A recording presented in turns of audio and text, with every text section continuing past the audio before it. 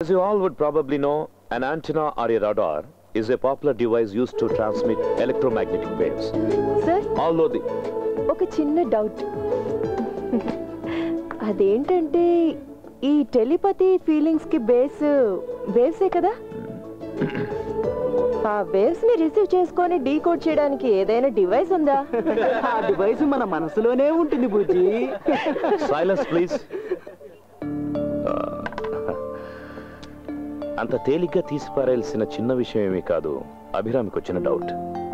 ఈ వయసులో సహజంగా రావాల్సిన సందేహమే తనకొచ్చింది. సార్ క్లాస్ లో మాత్రమే వస్తాయి అభిరామికి సందేహాలు. బుజ్జి వివేక్, కనిపించేదంతా నిజం కాదు, పెళ్ళైనంత మాత్రాన వాడు మగాడు కాదు మిస్టర్. ఇలాంటి వాటినే క్లిష్టమైన సందేహాలు అంటారు. కొన్ని సందేహాలు వివరిస్తే అర్థం అవుతాయి, కానీ కొన్ని సందేహాలు ఎంత వివరించినా అర్థం కానే కావు. అలాంటి ఒక సందేహమే అభికొచ్చింది.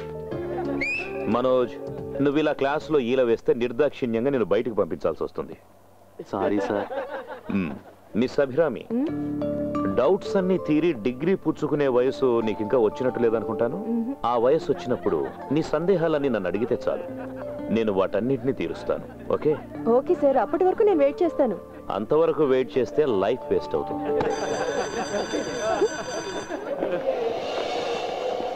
అభి, నీకు తెలుగు వచ్చు? సార్ మీకు తమిళ్ వచ్చు కదా? సార్ మన తమిళ్ బ్రాహ్మణ్స్ మాట్లాడుకునేటప్పుడు తమిళ్లోనే మాట్లాడుకోవాలి, లేదంటే మిగిలిన వాళ్ళకి మనకి తేడా ఏంటి? అభిరామి, నువ్వు నా స్టూడెంట్ అని గుర్తుంచుకో. సార్ మా అమ్మ కూడా మా నాన్నకి స్టూడెంట్ ఏనట. మ్యాథ్స్ 3 సార్లు ఎంట్రన్స్ రాశావు, కనీసం ఈసారైనా పాస్ అయ్యేందుకు ట్రై చేయి. అది పెళ్ళయ్యేంత వరకు ఎంట్రన్స్ పాస్ అవ్వకూడదని మా నాన్నగారి ఇన్స్ట్రక్షన్. అసలు నిన్ను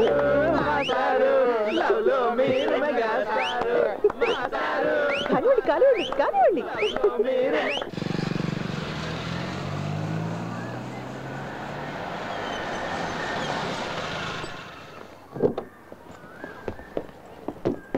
నేను వచ్చేస్తాను.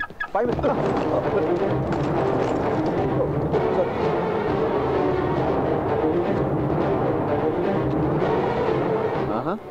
ఈ హాబీ ఏదో బాగుంది, రీఛార్జ్ కార్డ్ కలెక్షన్. చిన్నప్పుడు నాకు కూడా ఇలాంటి హాబీసే ఉండేవి. 3వ క్లాసులో అగ్గిపెట్లు కలెక్ట్ చేయడం, తర్వాత కాయిన్స్ కలెక్ట్ చేయడం, ఆ తర్వాత స్టాంప్స్ కలెక్ట్ చేయడం, ఆ తర్వాత మందు తాగడం హాబీ అయింది. హే డోంట్ వరీ, మందేస్తే అన్నీ మర్చిపోతారు. మీరు డాక్టరా? లేదు, ఆడిటర్ అలెగ్జాండర్ ఫెలిక్స్. వెంకటేష్ అయ్యా, ఈ దగ్గరలోని ట్యూషన్ సెంటర్లో నేను ట్యూటర్ని. Oh thank you. Good to see you. కలుద్దా.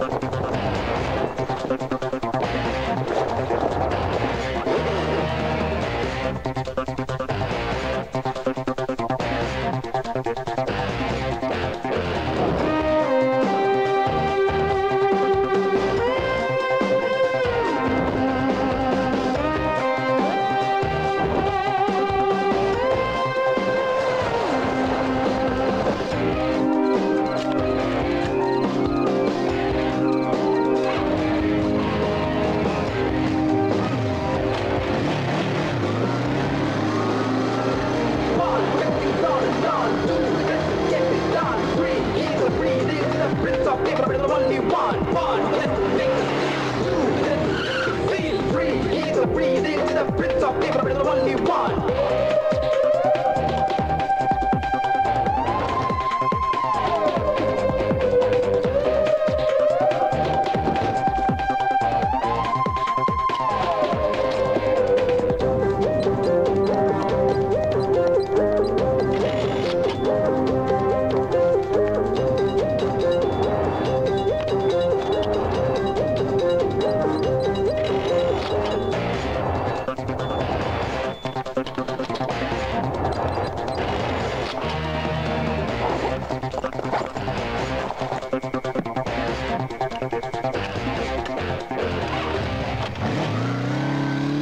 Visakha నగరంలో గత కొన్ని నెలలుగా జరుగుతున్న ఏటీఎం దొంగతనాలు ఇప్పటికీ కొనసాగుతున్నాయి. పోలీసుల ఇన్వెస్టిగేషన్ మీద అసంతృప్తి చెందిన కస్టమర్లు అకౌంట్స్ క్లోజ్ చేస్తున్నారు. ఏటీఎం సెంటర్ల దగ్గర పోలీస్ పహారా తీసివేయడంతో మళ్లీ దొంగతనాలు మొదలయ్యాయి. ఈ విషయం మీద వివరాలు అందించడానికి మా ప్రతినిధి నిషా సిద్ధంగా ఉంది. చెప్పండి నిషా, మీ దగ్గర ఉన్న వివరాలు ఏంటి?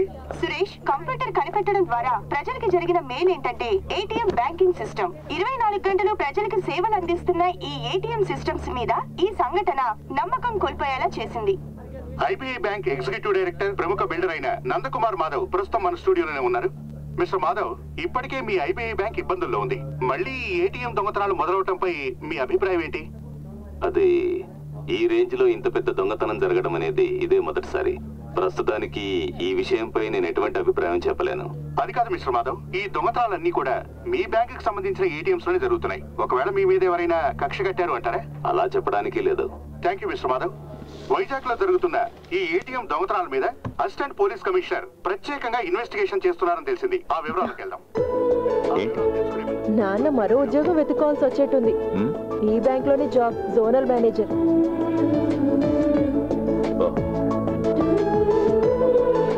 கவலைப்படாதபி, கூடி சீக்கிரம் எல்லாம் சரியாகும். கடவுளே, தமிழா?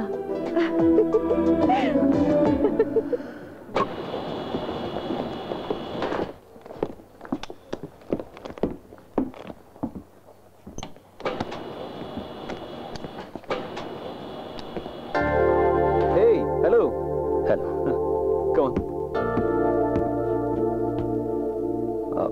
మీరు కూడా 7th ఫ్లోర్ కేనా? అవును, 7C.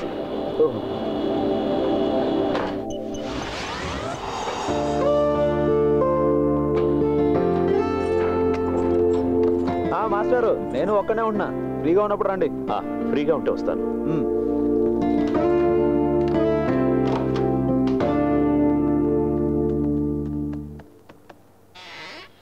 Please come.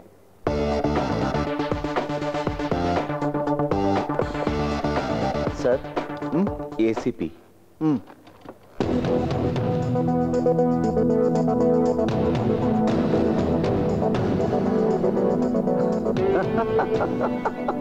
వీడా ఏసీపీ?